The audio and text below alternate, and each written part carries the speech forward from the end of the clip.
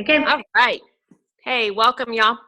All right. So tonight, I'm reading this chapter, and I've been reading it all week, but tonight, preparing for it, I'm kind of excited about it. It's a good chapter, and it's funny how you'll think, all right, I got it together. I'm doing good. And then you read something, I'm like, oh, that was for me. So anyway, I think you guys are really going to like this. All right. So the quote tonight was, a leader is best when people barely know he or she exists, when his or her work is done, his aim fulfilled, they will say we did it ourselves. So I love that, because really once we've done our job, then they're doing their job and they're making more leaders and so on, and no one really knows we're there, and that's okay. Sometimes I think people's ego gets involved sometimes, and so it's kind of tough to pull back and not to realize that that's your job, to make yourself not there, to work yourself out of a job, so to speak. All right, so the fourth level of influence, developing leaders. All right, being a level 4 leader, you know that you are not concerned with being the star of your team, the star of the show. You are concerned with developing other stars, rock stars, finding them, teaching them, training them, and then for them to find their rock stars and do the same. So that's your main concern. Most duplicate, sorry, can't read my own typing, must duplicate. So duplication is the key to this business, which is kind of funny, I think, because in a lot of network marketing businesses, people kind of do their own thing and they do really well. I don't know what exactly it is about Plexus and why it's so different in the fact that we are able to duplicate what other people have done and we don't have to reinvent the wheel. Sure, we can come up with new things, and most of us do, and that's great. And then, of course, then other people start using them. But we've just been so blessed with some amazingly smart people above us and some amazing leaders that we can just take what they've done and duplicate it. So while a level 3 leader, which that's what Jamie taught on last week, while a level 3 leader must be present with their team to achieve success, a level 4 leader gets results even when they're not around. You can do this by asking yourself these questions. So you could say, whom have I developed who can handle this particular job? Which of my leaders can take on this task for me? So Melissa did a really smart thing, I thought. I guess it was at the beginning of the summer, maybe, when she started doing weekly Zoom trainings. And she could have recorded herself doing these and then just played that recording every week or posted that recording every week. She could have just done it live every week herself. But instead, what she did was she picked leaders and started having them duplicate it by having the same slideshow, and then they were able to duplicate this meeting. So she didn't even have to tune in to be there, but yet every week a training was going on. So that's some great things that you can look for on your team. Look for the leaders, the runners, the ones that are working, the ones that want it, the ones that show up at every meeting, even if they don't have people there anyway. The ones that show up tonight on these Zoom calls because they're hungry and they want more. Those are your leaders. Those are the ones that you want to pick out and pour into. And those are the ones you're going to look to start, giving tasks to, and so on. Leaders have strengths in various areas, and you should build on strengths. Don't try to fix their weaknesses. So, for example, our son is not all that great in sports.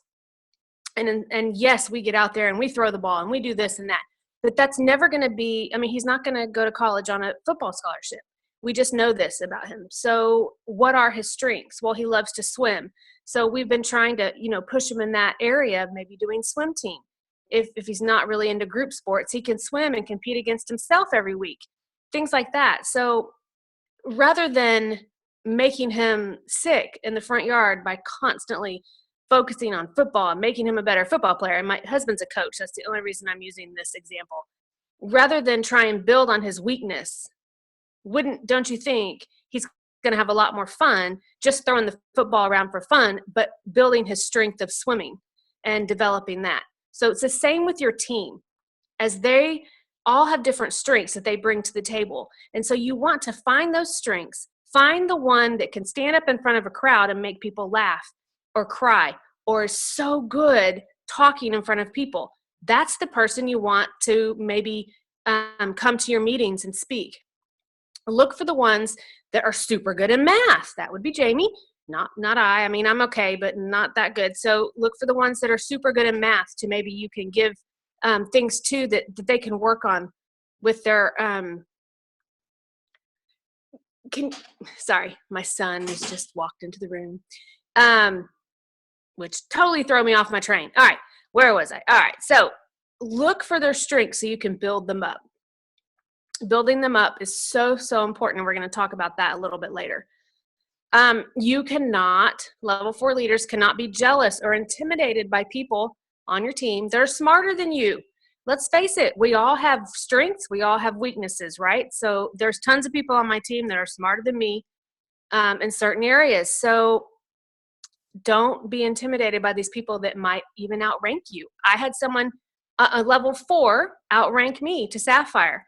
I'm not intimidated by that, because that means that that team is growing like wildfire, and that is awesome. That's what you want.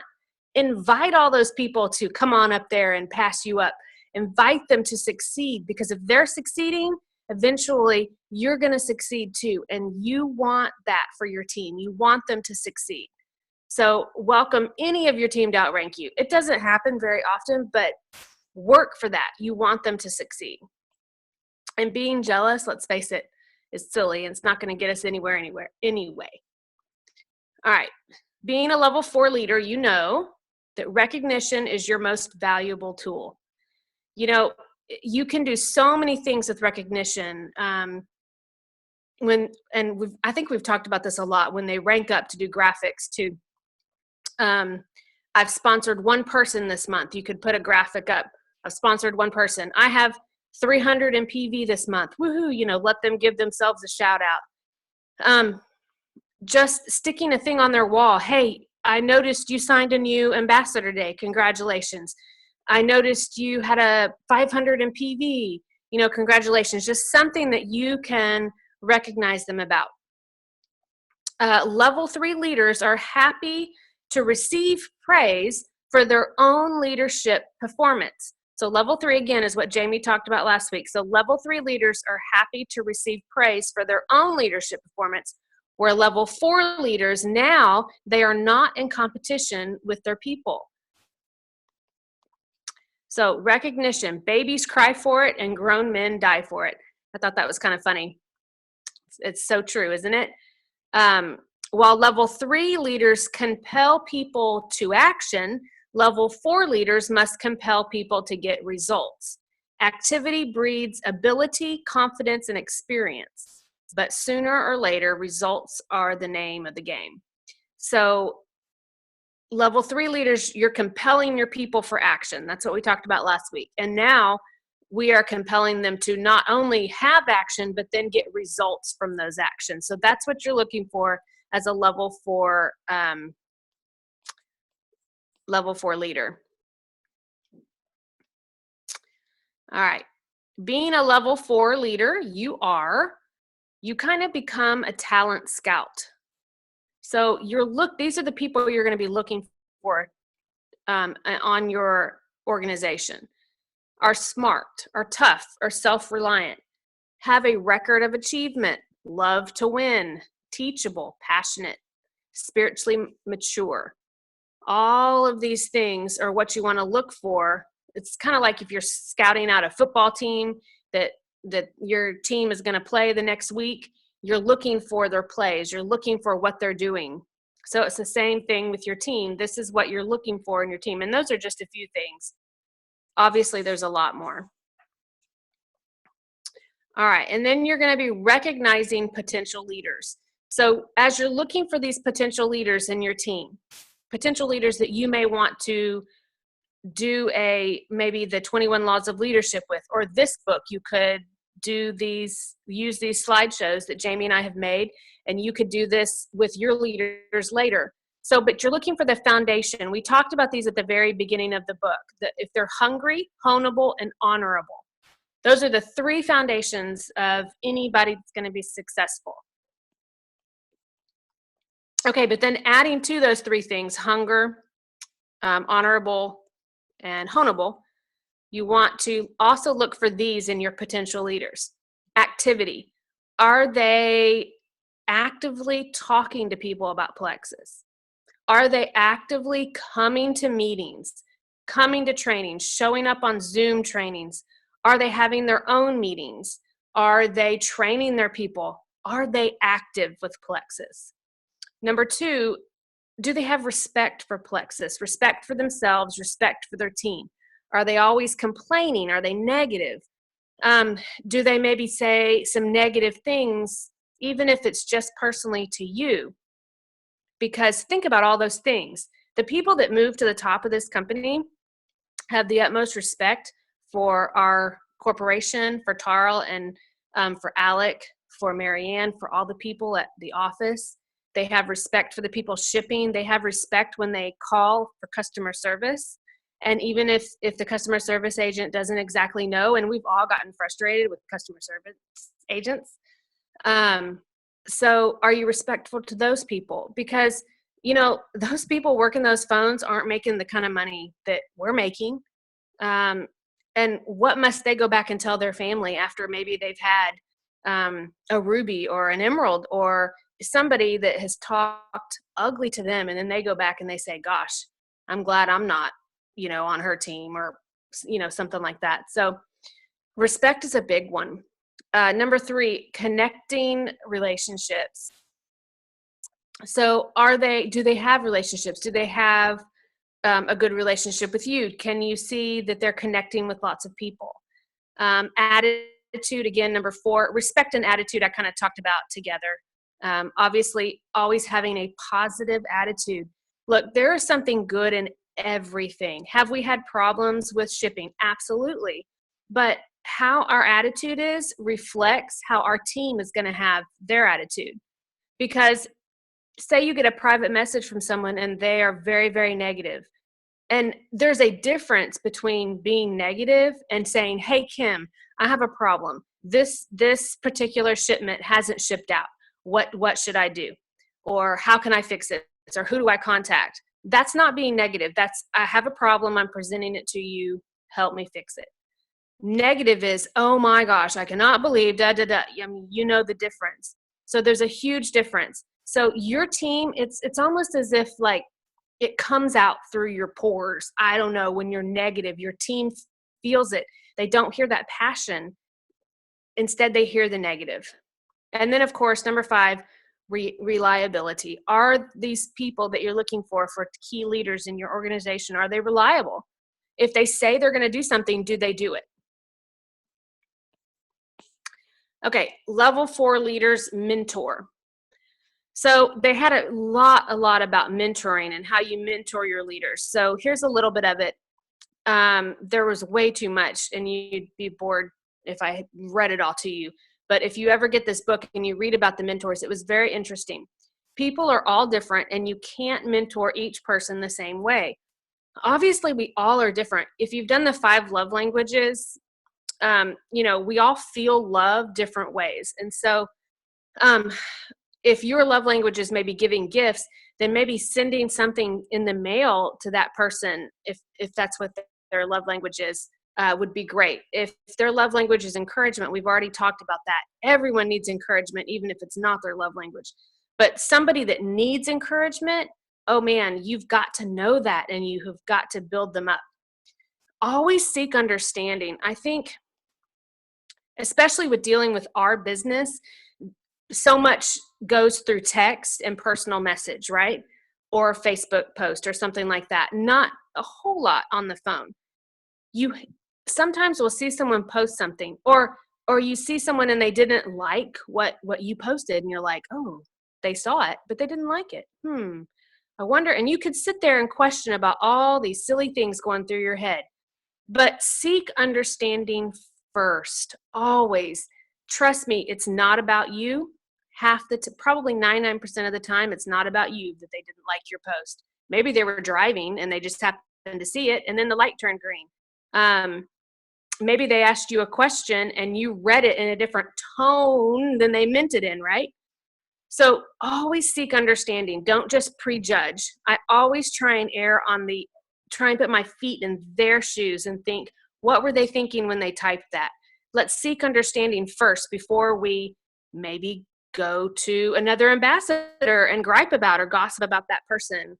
Maybe we can seek understanding and we can say, let me just ask her, hey, what did you mean by that? I'm a little confused. Or use the voice message so they can hear your voice. They can hear your tone. Then there is no denying what you meant. So you got to know what makes your team members tick. You've got to know how they feel. And, when we're talking about this, I'm not saying that your level 5s and 10s and 12s, you should know all this about them. Yes, I would love to be friends with everyone on my team, but I don't, because I've got so many. It's just impossible. So for sure, all your level 1s should be your number 1 priority. And then your 2s and 3s. I think that's what Jamie talked about last week was 1s, 2s, 3s. And for sure know your 1s and 2s.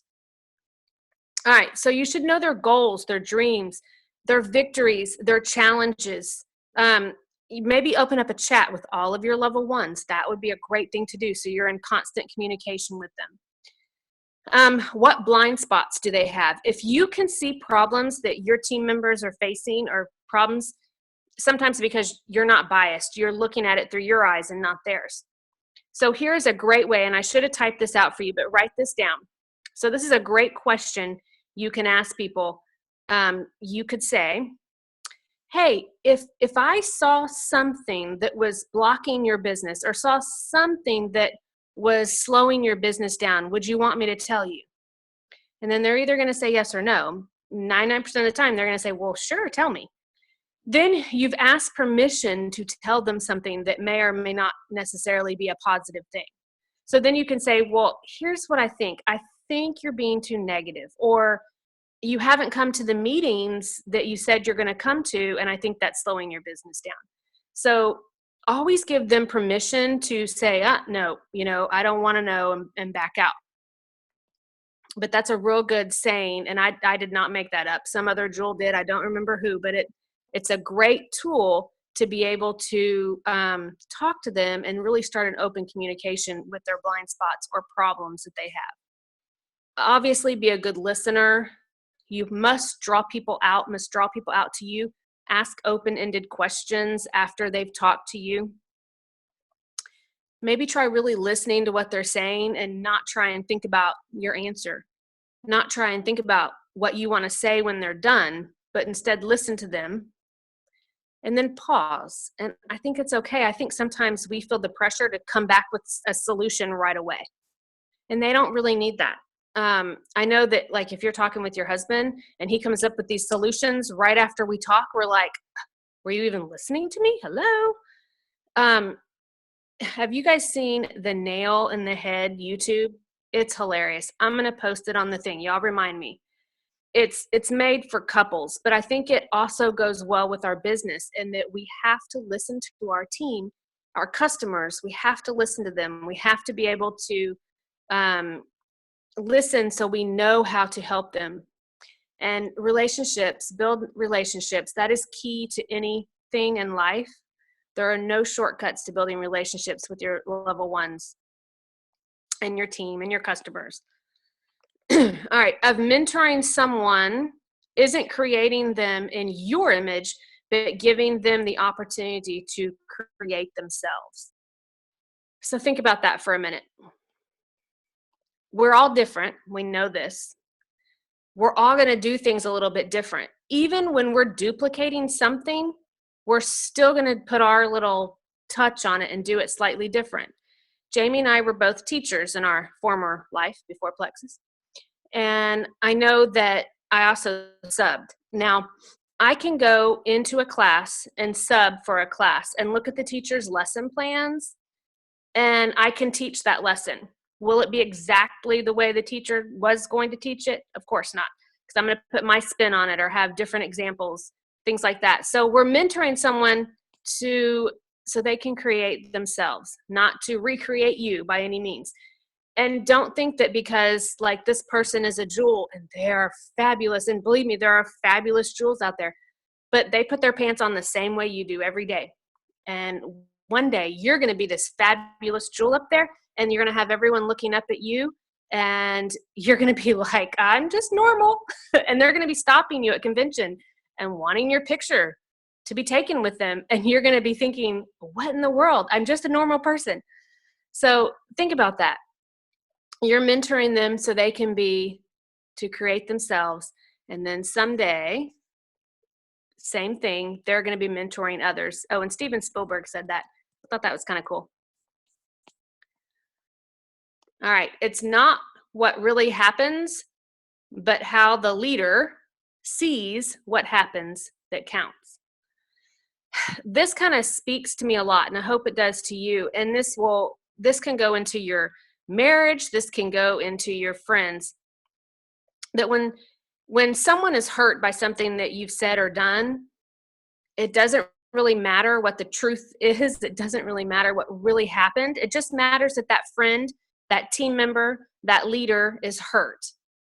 So then the best thing to do is talk to them literally on the phone, usually not texting and not PMing, but talking to them and saying, get it out in the open. Because again, it's not what really happens, but how they feel about what happened. So get that out in the open, and then you can move on with that. And that quote was in the book, and I just thought that was very interesting that they put that in there. And ignore the Johnny Appleseed. He did not say that. He just didn't delete that off the thing. All right. Problems are the price of progress. So down here, I just put this on a group page where I had seen some negativeness. And I wrote this out today because I'm learning in this leadership book. It's very funny how God puts things in your path right when you need them. I had seen some negativeness in this particular group on Facebook, and then of course I come across this quote as I'm doing the leader book. Problems are the price of progress. The obstacles are intended to make us better, not bitter. So you have to know that the only reasons we have issues, say with our shipping or our back office, is because our company is growing so fast. We have amazing products, and if we had zero growing pains, zero problems, then our company probably would not be growing. We would probably be out of a job, and so on. And so through trials in your business, through hard times when you're losing customers or your shipping hasn't come, that's when you're going to see leaders emerge. That's when you're going to see them grow, and you're going to see them really step out. And that's when you know who your leaders are. Remember that your team can hear your passion in your words, and they can hear your passion in your actions.